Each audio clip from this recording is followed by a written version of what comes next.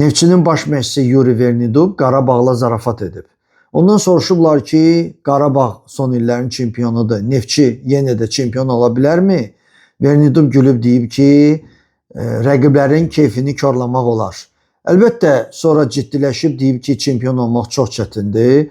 Amma mən bu komandaya gəlmişəm, bu komandaya gəlməyim mənim üçün bir çağırışdır və vəziyyəti çox çalışacağam, düzəldim.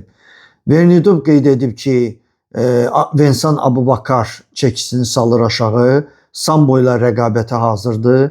Ştogren formanı yığıb və həmçinin də Azərbaycan futbolçularından Murad Məmmədovu qeyd edib.